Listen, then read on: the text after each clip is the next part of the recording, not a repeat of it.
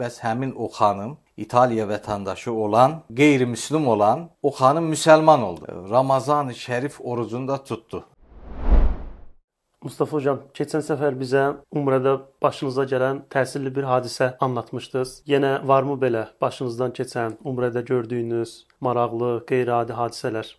İlqar hocam, qiymətli hocam, əlbəttə hadisələr çoxdur. Yaşadığımız, gördüyümüz, şahid olduğumuz hadisələr çoxdur. Mən istəyərdim ki, yenə də gördüyüm, yaşadığım maraqlı hadisələrdən birisini sizinlə bölüşüm. Buyur hocam. Deməli, Ramazan-ı Şərif ayında bir qrupumuzu 16 günlük bir ümrə ziyarətinə götürdük. Bir vəsilə ilə orada bizə İtaliyadan, İtaliya vətəndaşı olan, doğma böyümə oralı olan bir xanım da bizim qrupa qatıldı. Orada qatıldı. Orada qatıldı, bəli. Məkkə-i Mükərrəmədə bir vəsilə ilə bizim qrupa qatıldı və bütün ibadətlərdə də iştirak elədi. Və çox da gözəl, canla, başdan sevərək iştirak elədi. Mənim danışdıqlarımı da, anlatdıqlarımı da bir xanım tərcümə eləyirdi. Elə bu şəkildə ibadətlərimizi elədi, ziyarətlərimizi elədi. Artıq vaxt tamam oldu, məmləkətə dönəcəyin. Ciddə hava limanında bəzi ümrəçilərimizdən bəzən müsahibə alırıq. Bəli. Təəssüratlarını bölüşürlər. Dedim bir müsahibədə bu xanımdan alım, biraz maraqlı olar. Bu İtaliya vətəndaşı olan bu xanımdan. Və xanımdan müsahibə alarkən mən onda bildim ki, bu xanım müsəlman deyil. Hə, müsəlman olmadan ora gedib.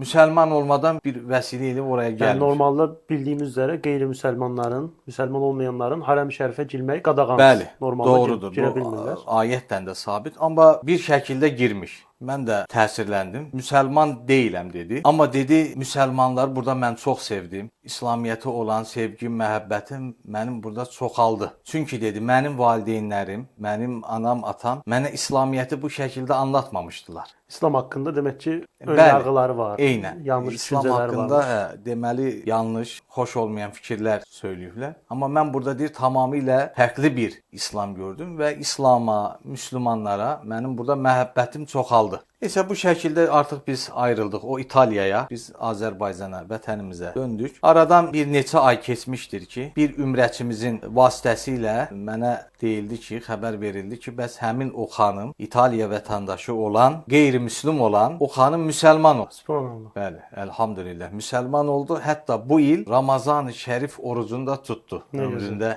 İlk dəfə. Təbii ki, mənim də o zaman bu ayət xatırıma gəldi. Estağfirullah. İnne evvele beytin vudi'a lin-nasi allazi bi Bəkkətə mübarəkən və huden lil-alamin. Sadaqallahul azim. Həqiqətən Allahın evi Beytullah aləmlər üçün bir hidayət rəhbəridir, bir hidayət qaynağıdır. El-hidayətu minallah. Hidayət Allahdandır. Kimin harda, necə, nə cür, hansı şəkildə hidayətə gələcəyi bilinməz. Bu xanımın da nəsibində deməli Beytullahda, Allahın evi olan o Kəbədə hidayətə gəlmək varmış. Bax, belə hocam, başımdan keçən deyərdim ki, ən maraqlı, məni ən təsirləndirən, ən çox xoşuma gedən Hadisə, xatirə budur. Xatirə, bəli. Bu İtaliya vətəndaşı olan bu xanımın müsəlman olmasıdır, elhamdülillah. Allah razı olsun hocam. Təşəkkür ederim. Sizdən də İlqar hocam.